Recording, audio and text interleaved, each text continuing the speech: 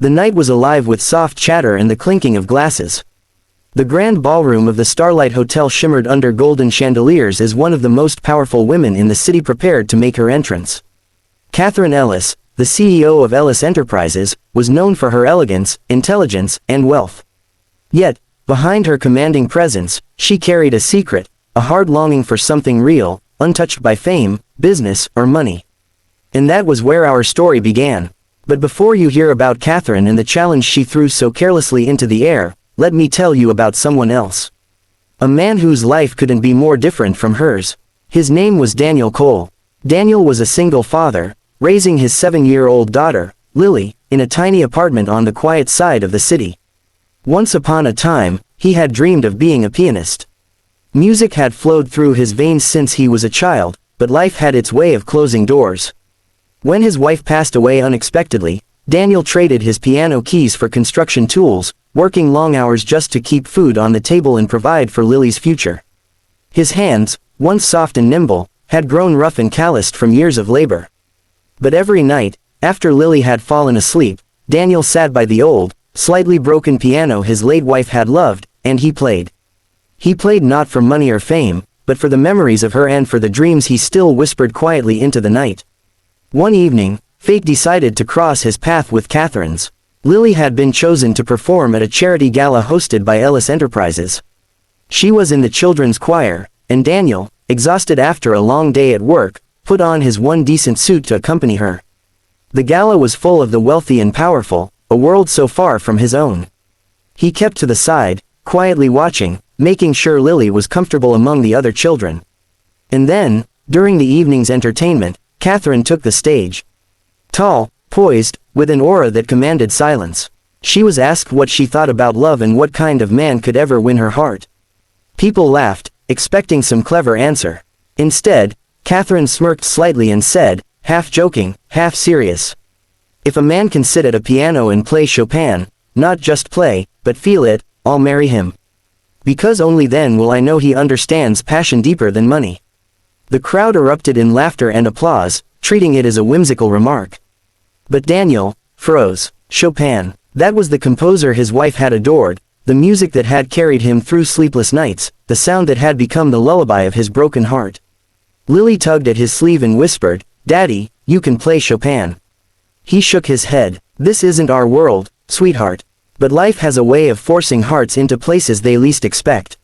When one of the performers scheduled for the night cancelled last minute, chaos struck among the organizers. Out of desperation, the director asked if anyone in the audience could step up. And to Daniel's horror, Lily raised her tiny hand and shouted, "My daddy can play Chopin." The entire ballroom turned to look at him. Whispers spread like wildfire. What was this man, clearly not of their world, doing here claiming to know Chopin?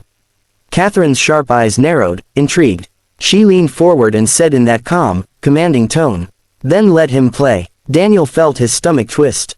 His palms, rough and trembling, felt unworthy of the polished black grand piano waiting under the spotlight. But then, he looked at Lily. Her little eyes shone with belief. Belief he hadn't felt in himself for years. So he walked forward. The room fell silent. Daniel sat at the piano. For a moment, his hands hovered uncertainly above the keys. His heart raced. And then, he began. The first notes of Chopin's Nocturne flowed into the room, soft and uncertain at first, but then stronger, deeper. His rough fingers remembered what his heart had never forgotten. The melody grew, filling the space with a haunting beauty that stilled even the most talkative guests. The chandeliers seemed to tremble with each note. Daniel closed his eyes, and suddenly he wasn't in a ballroom anymore. He was back in his tiny living room, his late wife leaning against the piano, smiling at him. He was playing for her, for Lily, for the life he had once dreamed of. Every note carried his pain, his love, his hope. By the time the final chord faded into silence, the room was no longer laughing. There wasn't a dry eye in sight. The crowd, stunned into stillness, erupted into thunderous applause. Lily clapped the loudest, her little face beaming with pride. Catherine stood slowly, her eyes shimmering with tears she hadn't expected. For the first time in years, she wasn't the CEO, the untouchable woman of power, she was simply a woman who had been moved. She walked to Daniel, her heels clicking softly against the marble floor, and whispered into the microphone. "You've stunned me. You've reminded me what it means to feel. And if I meant my words tonight, then yes, you are the man who could win my heart." The audience gasped. Daniel, still catching his breath, shook his head. "I'm not a rich man, Miss Ellis. I don't have your world, or your status. All I have is my daughter, and this music." Catherine smiled faintly. "And perhaps that's all I've ever been searching for." From that night on, their lives began to intertwine. Catherine, who had built walls around herself for so long, found in Daniel a man who valued honesty over wealth, and music over power.